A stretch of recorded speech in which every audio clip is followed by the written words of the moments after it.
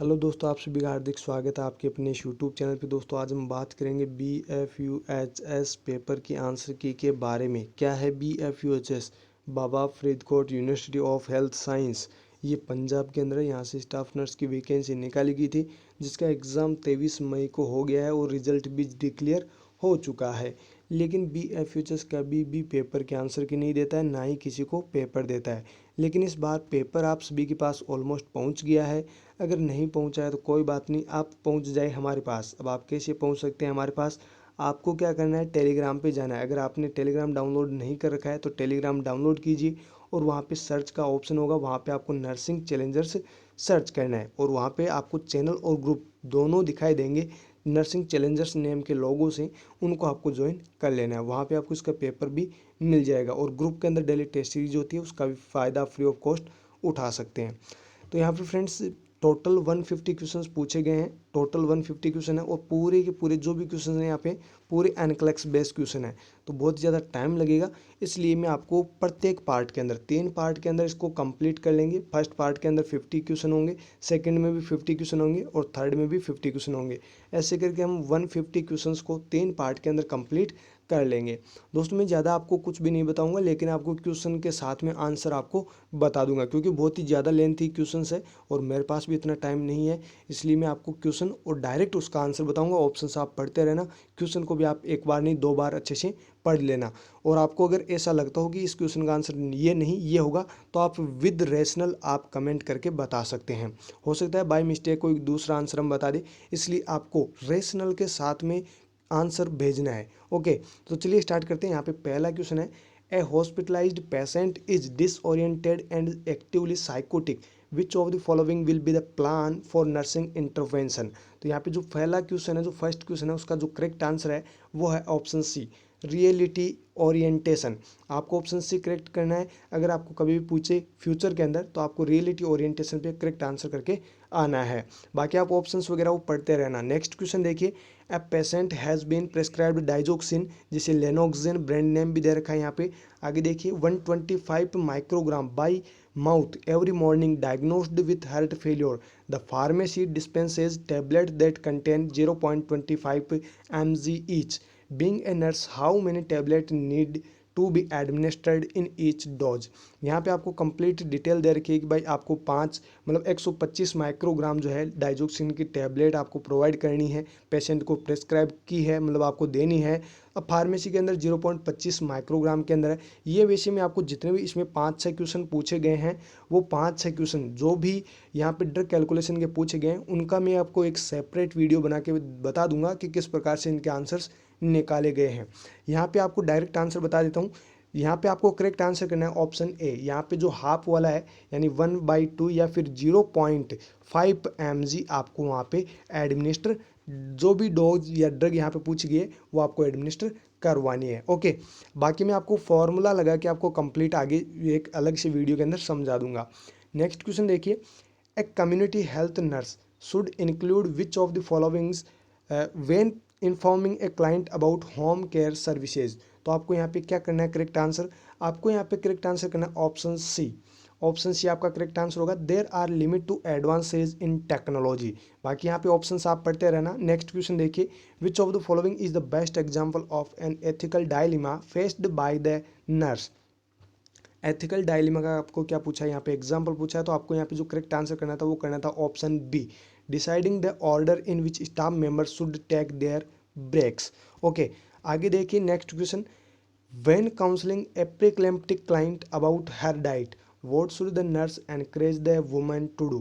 यहाँ पे प्रीक्लेम्पिया का पेशेंट है, जो प्रीक्लेम्पिया होता है उसका पेशेंट है, तो आप कौन सी डाइट के लिए आप उस वुमन को आप क्या करेंगे, एनकरेज करेंगे। तो आपको क्या बताना है उसको, आपको बताना है वहाँ पे उसको कि आपको क्या करना है, सोडियम बिल्कुल भी नहीं लेना है। मतलब आपका जो ऑप्शन सी है वो आपका करेक्ट आंसर माना जाएगा। रेस्ट्रिक्ट सोडियम इंटेक डाइट आपको क्या करनी है, यूज़ करनी है। आपको सोडियम डाइट यूज़ नहीं करनी है। अगर आपको प्रीक्लेम्पिया हो रखा है तो आपको रेस्ट्रिक्ट करना है, सोडियम डाइट बिल्कुल भी नहीं लेनी है।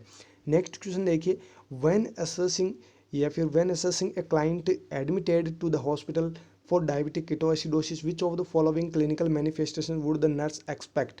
यहाँ पे देखिए जो एसिड बेस बैलेंस है उसमें से एक क्वेश्चन पूछा गया है, और यहाँ पे आपको क्या पूछा है, जो डायबिटिक कीटोएसिडोसिस है उसका पेशेंट एडमिट हुआ है, उसमें किस प्रकार का क्लिनिकल मैनिफेस्टेशन नर्स देखेगी या एक्सपेक्ट करेगी। तो आपको यहाँ पे करेक्ट आंसर क्या करना है, ऑप्शन डी। ऑप्शन डी यहाँ पे आपका करेक्ट आंसर होगा। ब्लड पीएच लेवल बिलो 7.3, ये आपको डायबिटिक कीटोएसिडोसिस के पेशेंट के अंदर क्लिनिकल मैनिफेस्टेशन देखने को मिलेगा, या फिर जो एबीजी वैल्यू है वो आपको देखने को मिलेगी। नेक्स्ट क्वेश्चन देखिए, the nurse will administer liquid medicine to a 9 month old child, which of the following method is appropriate. 9 महीने के बच्चे को क्या कर रही है, मेडिसिन दे रही है एक नर्स, तो अब किस मेथड से आप जो है बच्चे को, उस बच्चे को मेडिसिन दोगे। तो आपको यहाँ पे करेक्ट आंसर क्या करना है, आपको यहाँ पे करेक्ट आंसर करना है option D. Hold the child upright and administer the medicine bye spoon, बच्चे को बिठाना है या अपराइट पोजीशन में देना है, और ये जो मेडिसिन है वो आप स्पून से, चम्मच से आप दे सकते हो। ओके, नेक्स्ट क्वेश्चन देखिए, यहाँ पे नेक्स्ट क्वेश्चन है, the nurse hears a alarm sound on the telemetry या cardiac monitor, quickly look at the monitor and note that a client is in ventricular tachycardia. The nurse rushes to the client's room and on reaching a client's bedside the nurse should perform which action first। यहाँ पे priority basis question से सबसे ज़्यादा पूछे गए हैं, तो आपको यहाँ पे करेक्ट आंसर क्या करना था, आपको यहाँ पे करेक्ट आंसर करना था option D, open the airway. सबसे पहला काम यही होता है कि ओपन द एयरवे, मतलब जो ऑक्सीजन मेंटेन है, जो ऑक्सीजन मेंटेन करने का काम होता है वो सबसे पहला काम होता है। अगर एयरवे ब्लॉकेज है तो सबसे पहले एयरवे को क्या करना है, आपको ओपन करना है। बाकी आप कंप्रेशन वगैरह वो आप बाद में दे सकते हैं। ओके, आगे देखिए, an appropriate goal for a client with anxiety would be to.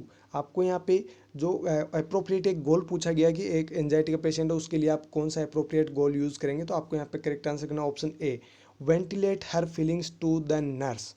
Next question देखिए, ऑप्शन आप पढ़ते रहना। 8:07 AM at the night nurse hands a now new 500 ml bag for DNS and adjust the flow rate of 35 ml per hour as per order. If the IV infuse at the proper rate, how much fluid should be left in the bag when the day nurse makes round at 11:30 AM halfway through the shift. यहाँ पे देखिए calculation का फिर से question आ गया कि 500 ml की एक बोतल है, वो 35 ml पर हावर की फ्लो रेट से आप इसको दे रहे हो, और 7 बजे आपने स्टार्ट किया, 11:30 बजे आप जब राउंड पे आते हो तो आपको कितना ml उस बोतल के अंदर आपको मिलेगा, ये सीधा सीधा क्वेश्चन पूछा गया है। तो इसको किस प्रकार से निकालेंगे वो भी मैं आपको बता दूंगा। यहाँ पे आप करेक्ट आंसर समझ लीजिए, यहाँ पे जो आपका करेक्ट आंसर होगा वो होगा ऑप्शन सी, 340 ml, ये आपका क्या होगा, करेक्ट आंसर होगा। नेक्स्ट क्वेश्चन देखिए, a patient with 38 week of pregnancy is admitted in the hospital in early labor. The patient is carrying twins and one of the fetus is breech presentation. The nurse assists in planning care for a patient and performs the following as a highest to lowest priority action in the care of this patient। यहाँ पे आपको complete information बता दिए, 38 week की pregnancy है, उसको twins है, एक ब्रिज प्रेजेंटेशन है, तो आपको भी यहाँ पे ये बोला गया है कि हाईएस्ट से लोवेस्ट प्रायोरिटी में आपका क्या एक्शन होगा, वो आपको यहाँ से चूज़ करना है। जो 4 ऑप्शन दिए गए हैं, पहला देखिए, एक gather equipment for starting an IV, next attach electronic fetal monitoring, next है measure fundal height, next prepare the patient for possible caesarean section. तो ये जो भी फंक्शंस यहाँ पे बताए गए हैं ये सारे काम आपको वैसे तो करने ही करने हैं, लेकिन आपको क्वेश्चन में पूछा गया है highest to lowest priority, highest से आपको लोवेस्ट प्रायोरिटी आपको इस क्वेश्चन की बतानी है। तो आपको करेक्ट आंसर क्या करना है यहाँ पे, ऑप्शन बी, BDAC आप जचा लेना यहाँ से, यानी आप यहाँ से करेक्ट कर लेना BDAC। इस प्रकार से आपको हाईएस्ट टू लोवेस्ट प्रायोरिटी उस पेशेंट को देनी है। ओके, नेक्स्ट क्वेश्चन देखिए, during antibiotic administration the nurse inspects A 2-day-old IV set on a patient who is neutropenic and observe redness without swelling. The patient complains of tenderness. Which of the following intervention is the priority for the nurse to implement। दोस्तों ये question देखिए, question कितना बड़ा है, लेकिन इसका सारांश बस छोटा सा। अगर आप क्वेश्चन को अच्छे से पढ़ते हैं तो बिल्कुल आपको आंसर, आपका जो भी आंसर होगा वो बिल्कुल सही होगा, क्योंकि आप आंसर भी सही लगाएंगे। यहाँ पे देखिए कितनी बड़ी रामायण लिख दी, इतनी बड़ी रामायण लिख दी, इतने में पढ़ते पढ़ते बच्चे भूल जाते हैं कि ऊपर क्या लिखा था। यहाँ पे देखिए सीधी सीधी बात है कि आईवी साइट किसी बच्चे को लगी हुई, मतलब किसी भी पेशेंट को लगी हुई है, बच्चे को नहीं है, किसी भी पेशेंट को लगी हुई है, 2 दिन उसको हो गए हैं। अब देखिए यहाँ पे टेंडरनेस की कंप्लेन कर रहा है, स्वेलिंग वगैरह हो रही है, तो ये तो आप सभी को पता है कि अगर 2 दिन तक आप आईवी कैनुला किसी पर्सन को लगाते हैं तो उसमें ऐसी कंडीशंस हो सकती है। तो आपको यहाँ पे क्या पूछा गया है, एज ए नर्सिंग आप कौन सी प्रायोरिटी, मतलब नर्सेज प्रायोरिटी यहाँ पे पूछ गई है कि आप सबसे पहले क्या इंप्लीमेंट करेंगे। तो आपको करेक्ट आंसर क्या करना था, यहाँ पे आपको यहाँ पे करेक्ट आंसर करना था option B, informing the patient that the IV will need to be changed to a new site. 24 से 48 घंटे के अंदर अंदर आपको आईवी कैनुला जिस साइड में लगा रखा है उसको चेंज करने की ज़रूरत होती है। यहाँ पर भी यही चीज़ है कि जो है पेशेंट जो भी है उसको क्या करना है, इन्फॉर्म करना है पेशेंट को कि आपकी जो आईवी कैनुला यहाँ पे लगा हुआ है, जो आईवी साइट है वो चेंज करनी है और दूसरे साइड में आपको लगाना पड़ेगा। तो ये आपको क्या करना है, उस पेशेंट को बता देना है। नेक्स्ट क्वेश्चन देखिए, which of the following description of the dopamine hypothesis is accurate about the causes of schizophrenia. Schizophrenia का ये क्वेश्चन है। यहाँ पे आपको जो करेक्ट आंसर करना था वो करना था option B, there is an excess of dopamine found at the synaptic clefts in the brain. Next question देखिए, when the purpose is to limit the incidence of disease by controlling cause and risk factors, which of the following is right। यहाँ पे देखिए बहुत ही अच्छा question है। यहाँ पे आपको कन्फ्यूजन जरूर होगा, लेकिन आपको कन्फ्यूजन में भगा देता हूँ। देखिए यहाँ पे क्वेश्चन में क्या पूछा गया, आपको जो लेवल ऑफ प्रिवेंशन है उससे ये क्वेश्चन पूछा गया है। यहाँ पे आपको बताया गया है कि कॉज और रिस्क फैक्टर, अगर आपको सिर्फ और सिर्फ पूछा जाता है कि रिस्क फैक्टर्स को कंट्रोल करना है तो आपका आंसर क्या होता, फिर प्राइमोर्डियल प्रिवेंशन। लेकिन यहाँ पे आपको 2 चीज़ें पूछी गई है, कॉज को भी कंट्रोल में करना है और रिस्क फैक्टर को भी कंट्रोल में करना है। तो आपका करेक्ट आंसर क्या होगा, प्राइमरी प्रिवेंशन। नेक्स्ट क्वेश्चन देखिए, the issues that determine an incident of battery are. जो बैटरी आपने टॉर्ट के अंदर पढ़ी है उसी से ये क्वेश्चन पूछा गया है। एक इश्यू आपको बताना है जो बैटरी को एग्जाम्पल, मतलब बैटरी को दर्शाता है ये। ओके, यहाँ पे जो आपको करेक्ट आंसर करना था वो करना था option C. Option C, care that the patient has refused is forced upon them without court authorization. ये आपको करेक्ट आंसर करना था। नेक्स्ट क्वेश्चन देखिए, an antenatal client is informing the nurse of her prenatal sign and symptom, which of the following findings would the nurse determine are presumptive sign of pregnancy, select all that apply। ये जो question पूछा गया है वो पूछा गया साटा से, सेलेक्ट ऑल दैट अप्लाई। इससे पहले भी ये क्वेश्चन पूछा जा चुका है। ओके, और बहुत सारे क्वेश्चंस ऐसे पूछे गए थे। यहाँ पे प्रिजम्पटिव साइंस आपको बताने थे और यहाँ पे सेलेक्ट ऑल दैट अप्लाई है, मतलब आपको मल्टीपल जो ऑप्शन है वो चूज करने हैं। यहाँ पे देखिए, फर्स्ट है फ्रीक्वेंट यूरिनेशन, बी है ब्रेस्ट टेंडरनेस, सी है क्विकनिंग, डी है यूट्राइन ग्रोथ, ई है एमिनोरिया। लेकिन आपको यहाँ पे जो करेक्ट आंसर करना था वो करना था ऑप्शन सी। ऑप्शन सी आपका करेक्ट आंसर होगा, ए बी सी ई। यानी कि यूरिनरी जो फ्रीक्वेंट यूरिनेशन है, ब्रेस्ट टेंडरनेस है और जो क्विकनिंग है और जो एमनोरिया है, ये क्या है, प्रिजम्पटिव साइन है, लेकिन यूट्राइन ग्रोथ प्रिजम्पटिव साइन नहीं है। नेक्स्ट क्वेश्चन देखिए, which of the following instruments is used in nasal surgeries. हालांकि पिछली बार का आपने अगर वीडियो देखा है BFUHS के पेपर का तो आपको पता होगा वहाँ पे शायद 3 से 4 क्वेश्चन पूछे गए थे। आपको मिल जाएगा प्लेलिस्ट के अंदर, प्रीवियस एग्जाम्स के पेपर्स के अंदर, वहाँ से आप देख लेना। 3 से 4 क्वेश्चन इमेज बेस उसमें पूछे गए थे, लेकिन इस पेपर में सिर्फ और सिर्फ एक क्वेश्चन पूछा गया है, ये वाला ही जो आपको मैं बता रहा हूँ। नेजल सर्जरीज के लिए कौन सा इंस्ट्रूमेंट यूज लिया जाता है, आपको ये क्वेश्चन पूछा गया था। आप अच्छे से देख लेना। आपको यहाँ पे करेक्ट आंसर करना था ऑप्शन सी, जो ये वाली सीजर है, जो ये वाली जो इंस्ट्रूमेंट है ये वाला, ये आपको यूज़ करना है नेजल सर्जरी के अंदर। अगर आपको फ्यूचर में क्वेश्चन ऐसा पूछे तो आपको ये आंसर करके आना है। ओके, ऑप्शन सी आपका यहाँ पे करेक्ट आंसर होगा। नेक्स्ट क्वेश्चन देखिए, a 9-year-old is about to have surgery, the physician order meperidine, जिसे ब्रांड नेम से जाना जाता है Demerol, 20 mg IV post preoperatively, the container reads 50 mg/ml, the nurse should administer. ये भी drug calculation का है, तो मैं जो भी ड्रग कैलकुलेशन के यहाँ पे क्वेश्चंस पूछे गए हैं उनके सारे की अलग से एक वीडियो बना के बता दूंगा। तो दोस्तों यहाँ पे आपको करेक्ट आंसर जो करना है वो करना है आपको ऑप्शन से 0.4 ml। अब ये कैसे आया कैसे नहीं आया मैं आपको अलग एक वीडियो के अंदर बता दूंगा।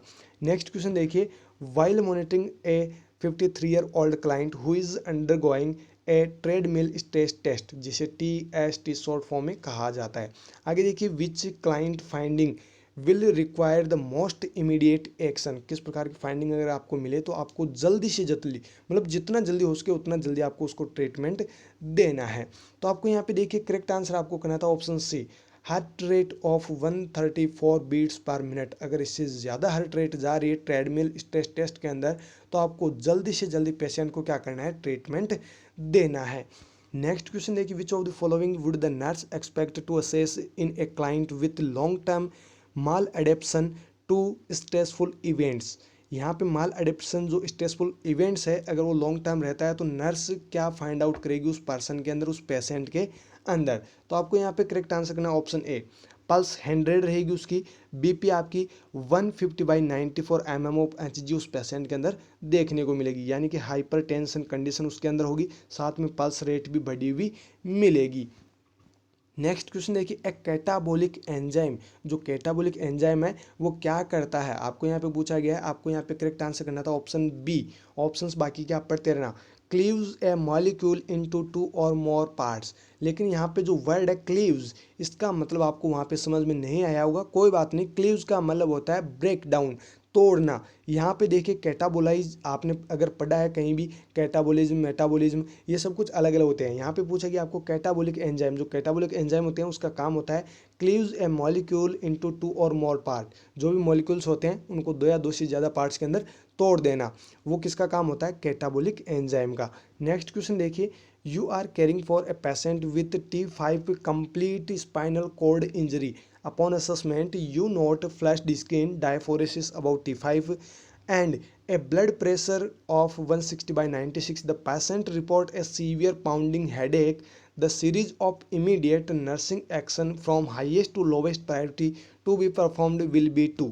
आपने क्वेश्चन इससे पहले भी पढ़ा है कि हाईएस्ट से लोवेस्ट प्रायोरिटी के अंदर आपको क्या करना है, उसको सेट को बनाना है। यहाँ पे 4 ऑप्शन दिए गए हैं, चारों ऑप्शन बिल्कुल सही है, लेकिन आपको एक सेट बनाना है। हाईएस्ट प्रायोरिटी कैसे, मतलब कौन सी को आप हाईएस्ट प्रायोरिटी दोगे और कौन सी को आप लोवेस्ट प्रायोरिटी दोगे। ऑप्शन देखिए, यहाँ पे फर्स्ट ऑप्शन है assess for distended bladder and bowel infection for correction the problem या करेक्ट द प्रॉब्लम। नेक्स्ट है loosen the constrictive clothing. Next है elevate the head of 90 degree. Next है place the extremities in independent position. वैसे यहाँ पे जो भी options दिखाए गए वो सारे के सारे क्या है, बिल्कुल सही है, लेकिन आपको जो करेक्ट आंसर करना था वो कौन सा था, आपको करना था ऑप्शन डी, CDBA। आपको फर्स्ट प्रायोरिटी देनी है सी को, फिर देनी है आपको डी को, फिर देनी है आपको बी को, फिर देनी है आपको ए को। ओके, नेक्स्ट क्वेश्चन देखिए, a patient who had a recent surgery has been vomiting and becomes dizzy while standing up to the bathroom. After assisting a patient back to bed, the nurse notes that a blood pressure is 50/30 and the pulse is 140. The nurse hands which of the following IV fluids to correct this condition. आपको सारी की सारी detail बता दी है कि भाई इस प्रकार से जो पेशेंट है उसको कंडीशन हो रखी है, ये जो आपको असेसमेंट वगैरह है वो सब कुछ बता रखा है। अब आपको ये पूछा गया है कि किस प्रकार का आप IV फ्लूइड उस पेशेंट को आप दोगे ताकि वो ठीक हो सके। तो आपको यहाँ पे करेक्ट आंसर करना है option B, 0.9% NS8 an open rate. Next question देखिए, यहाँ पे a patient with a serum sodium of 115 MEq per liter has been receiving 3% NS 850 ml per hour for 16 hours. This morning the patient feels tired and shortness of breath. Which of the following intervention is priority. तो यहाँ पे देखिए priority basis question सारे के सारे बहुत ज़्यादा question priority basis यहाँ पे पूछे गए हैं। यहाँ पे आपको बता दिया है सोडियम का लेवल और उसको क्या चल रहा है वो भी आपको बता दिया है, और उसको क्या क्या हो रहा है ये भी आपको बता दिया गया है। अब ये पूछा गया है कि इसमें क्या प्रायोरिटी आप दोगे, किसको आप प्रायोरिटी सबसे पहले दोगे। तो आपको यहाँ पे जो करेक्ट आंसर करना है वो करना है आपको ऑप्शन ए।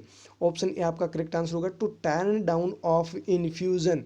मान लीजिए इन्फ्यूजन की वजह से ऐसा कुछ हो रखा है, जो आपको यहाँ पे जो भी जो सिम्टम्स बताए गए हैं वो उस इन्फ्यूजन की वजह से हो रखे हो, इसलिए आपको क्या करना है, to turn down the infusion. Next question देखिए, a nurse is caring for a patient after cerebral angiography with catheter insertion via the left groin. Which of the following symptoms denote the allergic reaction to the contrast medium. Contrast medium का use लिया गया है। जो cerebral angiography जिस भी patient की हुई है उसमें कैथेटर भी इंसर्ट किया गया है लेफ्ट ग्रोइन एरिया से। तो उसमें जो कॉन्ट्रास्ट मीडियम यूज़ किया गया था उसकी वजह से एलर्जिक रिएक्शन हुई है, उसकी वजह से क्या सिम्टम्स आपको देखने को मिलेंगे, क्या आप डिनोट करोगे। तो आपको ये जो आपको यहाँ पे करेक्ट आंसर करना था वो करना था आपको ऑप्शन सी, स्ट्रीडर, आपको ये करेक्ट आंसर करना था। नेक्स्ट क्वेश्चन देखिए, the four major principal of medical ethics are, ये तो आप सभी को पता होगा जो 4 मेजर प्रिंसिपल्स है मेडिकल इथिक्स के वो कौन कौन से हैं। आपको यहाँ पे करेक्ट आंसर करना था option A, autonomy, beneficence, non maleficence and justice. यहाँ पे 2 क्वेश्चन इससे पूछे गए इथिकल प्रिंसिपल से। और आप भी याद रखिए जो मेजर प्रिंसिपल्स है इथिकल जो भी मेडिकल इथिक्स है उसके, इनके आपको मतलब याद करने हैं। एम्स के अंदर भी इनसे क्वेश्चंस पूछे जाते हैं। नेक्स्ट क्वेश्चन देखिए, a pregnant client is admitted to the hospital for preterm labor, the nurse is first intervention will be to, pregnant lady जो एडमिट हुई है प्रीटर्म लेबर से, अब नर्स पहला काम क्या करेगी। तो आपको पहला काम पूछा गया एज ए नर्स, तो आपको यहाँ पे क्या करना है, correct answer option A, monitor for contraction and fetal wellbeing, contractions आपको मॉनिटर करने हैं और फिटल वेलबिंग आपको चेक करना है। नेक्स्ट क्वेश्चन देखिए, the client is immediate post operative endoscopic retrograde cholangiopancreatogram, जिसे शॉर्ट फॉर्म में कहा जाता है ERCP, which intervention should the nurse implement, ये किसी पर्सन का हुआ है, किसी भी क्लाइंट का हुआ है, उसके बाद आप सबसे पहले क्या इम्प्लीमेंट करेंगे। तो आपको यहाँ पे जो करेक्ट आंसर करना था वो करना था आपको यहाँ पे ए ऑप्शन, ऑप्शन ए आपका करेक्ट आंसर होगा। असेस फॉर रेक्टल ब्लीडिंग, ये आपने प्रोसीजर तो परफॉर्म कर लिया, उसके बाद आपको क्या करना है, सबसे पहले रेक्टल ब्लीडिंग असेस करना है कि भाई किसी प्रकार की कोई रेक्टल ब्लीडिंग हुई तो नहीं है, उसकी वजह से क्या पता पेशेंट हाइपोवोलेमिया में चले जाए, हाइपोवोलेमिया जैसी कंडीशन उसके अंदर डेवलप हो जाए, इसलिए आपको क्या करना है, रेक्टल ब्लीडिंग को सबसे पहले असेस करना है।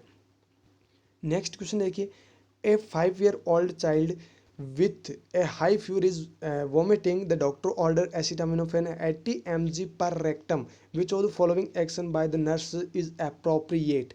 यहाँ पे देखिए एक बच्चा है जिसको फीवर वगैरह हो रखी है, वॉमिटिंग हो रखी है, 5 साल का है, उसको 80 mg एसिटामिनोफेन डॉक्टर ने पर रेक्टम आपको एडमिनिस्टर करने को कहा गया है। तो अब आप क्या करेंगे। ओके, तो आपको यहाँ पे क्या करना है, आपको यहाँ पे करना है option B correct answer, after medication hold the child's buttocks together, जैसे आप मेडिकेशन कर देते हैं बच्चे की उसके बाद उसको बिठाए रखना है थोड़ी देर के लिए। ओके, नेक्स्ट क्वेश्चन देखिए, you assess a client who has just return to the recovery area after undergoing coronary angiography, which information is the most concern. देखिए यहाँ पे जो पेशेंट है उसकी कोरोनरी एंजियोग्राफी हुई थी, उसके बाद वो रिकवरी रूम के अंदर आ चुका है, तो आप सबसे पहले किसको प्रायोरिटी दोगे, मतलब कौन से वाइटल्स आप चेक करोगे, क्या आपको वहाँ पे उस पेशेंट के अंदर देखने को मिलेगा, ताकि उसमें जल्दी से जल्दी आप जो है अपना एक्शन ले सको। तो आपको यहाँ पे जो करेक्ट आंसर करना है वो करना है option B, apical pulse is 122 beats per minute और रेगुलर। अगर एपिकल पल्स जो है वो 122 बीट पर मिनट है और ये रेगुलर इसी फ्लो में चल रही है, तो ये आपको सबसे पहले डॉक्टर को बता दीजिए, या फिर इसको आप सबसे ज़्यादा प्रायोरिटी पहले दोगे। ओके, नेक्स्ट क्वेश्चन देखिए, the nurse priority related to the clients who are experiencing clinical manifestation of borderline personality disorder should be to, borderline personality disorder के clinical manifestation आपको पूछे गए, तो आपको यहाँ पे जो करेक्ट आंसर करना है वो करना है ऑप्शन ए, ऑप्शन ए आपको यहाँ पे क्या करना है, करेक्ट आंसर करना है, set limits when the client exhibits threats of self damaging behavior। Next question है, amylase has all of the following properties except, amylase की सारी प्रॉपर्टीज है एक को छोड़कर, एक्सेप्ट यहाँ पे क्वेश्चन पूछा गया है। तो आपको यहाँ पे जो करेक्ट आंसर करना है वो करना है आपको option B, it cleaves proteins into amino acid. ये गलत है, बाकी सब सही है इसके बारे में। एमाइलेज सलाइवा के अंदर होता है, देखिए यहाँ पे अलग अलग ऑप्शंस देख लीजिए आप। It break down starch to sugar, बिल्कुल ये काम होता है एमाइलेज का। It is a component of human saliva, बिल्कुल ये इसका कंपोनेंट है ह्यूमन सलाइवा का। नेक्स्ट है हाई सीरम लेवल में इंडिकेट पैनक्रेटिक इन्फ्लामेशन। तो दोस्तों ये भी आप जरूर याद रखिए, यहाँ से भी क्वेश्चन पूछा जाता है कभी कभार, पैनक्रिएटाइटिस किसी पर्सन को हुआ है तो उसमें क्या डायग्नोसिस होगा। तो आपको क्या करना है वहाँ पे करेक्ट आंसर करना है आपको एलिवेटेड एमाइलेज लेवल। तो देखिए यहाँ पे 3 चीज़ आपको बता दी गई है कि ये स्टार्च को शुगर के अंदर तोड़ता है और ये ह्यूमन सलाइवा के अंदर पाया जाता है, और अगर पैनक्रेटिक इन्फ्लामेशन होता है तो इसका लेवल बढ़ जाता है। और बाकी यहाँ पे जो ऑप्शन बी है वो गलत है, यानी कि एमाइलेज का ये फंक्शन नहीं है। It cleaves protein two amino acid, ये प्रोटीज एंजाइम का काम होता है, एमाइलेज का काम नहीं होता है। ओके, नेक्स्ट क्वेश्चन देखिए, a patient who is psychotic has just seriously cut his throat with a plastic knife after hearing voices telling him to kill himself in the fashion mention priority wise nursing goal to consider। एक patient है जिसको आपने, मान लीजिए patient psychiatry की है और आपने या किसी और ने, कुछ ने भी, किसी ने भी बोल दिया है कि आपको मर जाना चाहिए, तो वो क्या कर रहा है, अपने आप को मार रहा है। लेकिन उसके पास किस प्रकार का चाकू है, प्लास्टिक का चाकू है, बिल्कुल ओरिजिनल जो नाइफ है वो नहीं है। ओके, तो अब आपको देखिए एज ए नर्सिंग गोल कौन सी आप प्रायोरिटी सबसे पहले देंगे उसको, तो आपको प्रायोरिटी बेसिस आपको यहाँ पे उस इनको जो भी ऑप्शंस दिए गए उनको मेंशन करने थे। यहाँ पे ऑप्शंस देखिए, पहला है the patient will not harm self, next है the patient will be free of auditory hallucinations, next है the physical condition will stabilise, next है the patient will identify new coping strategies. तो आपको यहाँ पे जो करेक्ट आंसर करना है, वैसे तो ये सारे के सारे क्या है, बिल्कुल करेक्ट आंसर ये है, लेकिन आपको यहाँ पे प्रायोरिटी बेसिस आपको यहाँ पे सर्च, मतलब आपको बताने हैं कि प्रायोरिटी बेसिस आप कैसे देंगे। तो आपको यहाँ पे जो करेक्ट आंसर करना है वो करना है ऑप्शन ए, CABD। फर्स्ट प्रायोरिटी आप देंगे सी को, फिर देंगे आप CABD, यहाँ पे CABD आपको देनी है, CABD, इस प्रकार से आपको प्रायोरिटी देनी है। नेक्स्ट क्वेश्चन देखिए, the nurse is caring for a patient post operatively who develop sinus tachycardia, which of the following intervention should the nurse perform. Sinus tachycardia post operative patient है, तो आपका नर्सिंग एक्शन क्या होगा या nursing management आप क्या perform करेंगे। तो आपको यहाँ पे देखिए जो करेक्ट आंसर आपको करना था वो करना था आपको option D, manage the patient anxiety. यहाँ पे पेशेंट की एंजाइटी को आपको क्या करना है, मैनेज करना है। ऑलरेडी वो साइनस टेकिकार्डिया का पेशेंट है, इसलिए एंजाइटी पेशेंट को बिल्कुल भी नहीं होने देना है। नेक्स्ट क्वेश्चन है, the nurse administer which of the following prescribed drugs for the purpose of relieving both the positive and negative clinical manifestation of schizophrenia. Second question पूछा जा चुका है यहाँ पे स्किजोफ्रेनिया का पॉजिटिव और नेगेटिव क्लिनिकल मैनिफेस्टेशन से रिलीव के लिए कौन सी ड्रग स्किज़ोफ्रेनिया के पेशेंट को दी जाती है। वैसे तो आप सभी को पता है एंटीसाइकोटिक दी जाती है, लेकिन यहाँ पे एंटीसाइकोटिक कहीं पर भी नहीं लिखा है, देख सकते हो। तो आपको यहाँ पे क्या करना है, फिर आपको यहाँ पे जो करेक्ट आंसर करना है वो करना है option A, selective serotonin reuptake inhibitor. Option A यहाँ पे करेक्ट आंसर माना जाएगा। नेक्स्ट क्वेश्चन देखिए, a terminally ill patient husband states I wish we would not cancelled our trip last year and I kept putting it off and how I feel bad about it. The nursing student interpret the statement indicating which of the following stages of adaptation to dying। तो यहाँ पे जो डाबडा आपने पढ़ी होगी है कि डाबडा process, वहीं आपको यहाँ पे पूछी गई है, और यहाँ पे जो आपको करेक्ट आंसर करना था वो करना था ऑप्शन ए, डिप्रेशन आपका यहाँ पे करेक्ट आंसर माना जाएगा। नेक्स्ट क्वेश्चन देखिए, थोड़ा ब्लर जरूर है, दिखाई नहीं दे रहा है क्या है क्या नहीं है, फिर भी देखता हूँ मैं, अगर अच्छे से दिख रहा है तो।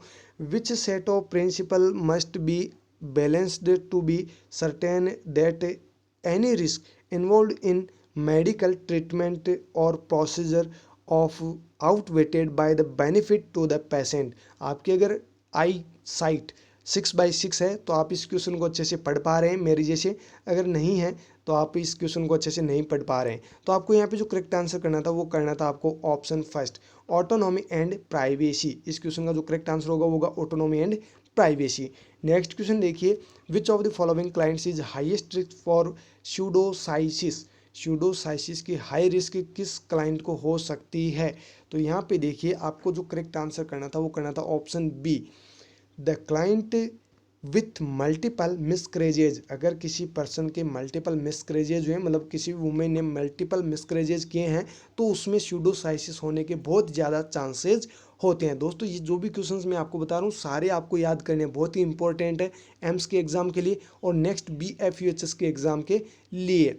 नेक्स्ट क्वेश्चन देखिए, the client is admitted with Hashimoto thyroiditis, the nurse is aware that he will exhibit sign of which of the following। Hashimoto thyroiditis इस बीमारी का कोई पेशेंट एडमिट हुआ है। आगे आपको पूछा गया है ये किसका साइन है, यानी कि इसमें आपको क्या देखने को मिलेगा। तो आपको जो करेक्ट आंसर करना है वो करना है ऑप्शन डी, हाइपोथायरॉयडिज्म। हाइपोथायरॉयडिज्म की वजह से पेशेंट को क्या हुआ है, होशिमोटो थायरोडाइटिस। तो आपको ऑप्शन डी यहाँ पे करेक्ट आंसर करना है। नेक्स्ट क्वेश्चन है, the nurse should implement what precautions for a client who has scabies. एक स्केबीज का पेशेंट है तो नर्स उसे क्या बताएगी, कौन से प्रिकॉशंस नर्स वहाँ पे यूज़ करेगी। तो आपको यहाँ पे जो करेक्ट आंसर करना है वो करना है option D, option C, standard precautions and contact precautions. आपको स्टैंडर्ड प्रिकॉशंस भी यूज़ करने हैं, साथ में कॉन्टैक्ट प्रिकॉशंस भी आपको वहाँ पे यूज़ करने हैं। ओके अगर आप यहाँ पे सिर्फ यही करते हैं कॉन्टैक्ट प्रिकॉशंस ओनली तो आपका आंसर गलत हो जाए, क्योंकि कॉन्टैक्ट प्रिकॉशंस तो आप कर ही रहे हैं, साथ में आपको स्टैंडर्ड प्रिकॉशंस की वैसे ज़रूरत तो नहीं है, लेकिन फिर भी आपको ग्लव्स मास्क वगैरह वो तो पहना ही है, अभी कोरोना भी चल रहा है तो ग्लव्स तो आपको पहने ही पड़ेंगे। तो ग्लव्स क्या है, स्टैंडर्ड प्रिकॉशन ही तो है। कॉन्टैक्ट प्रिकॉशंस तो आपको करना ही है, साथ में स्टैंडर्ड प्रिकॉशंस भी आपको यूज़ करने हैं। नेक्स्ट देखिए, the nurse is planning the care of a client diagnosed with a acute gastroenteritis, which nursing problem is priority. तो आपको यहाँ पे जो करेक्ट आंसर करना है वो करना है आपको option C, fluid and electrolyte imbalance. Acute gastroenteritis का पेशेंट डायग्नोस हुआ है तो उसमें क्या फर्स्ट प्रायोरिटी आप प्रॉब्लम को दोगे, तो आपको यहाँ पे फ्लूइड एंड इलेक्ट्रोलाइट इम्बैलेंस को आप डायग्नोस सबसे पहले करोगे इस प्रकार के पेशेंट्स के अंदर। नेक्स्ट क्वेश्चन है, client was admitted to the psychiatric unit with major depression after suicide attempt. In addition to feeling sad and hopeless, the nurse would assess for which of the following।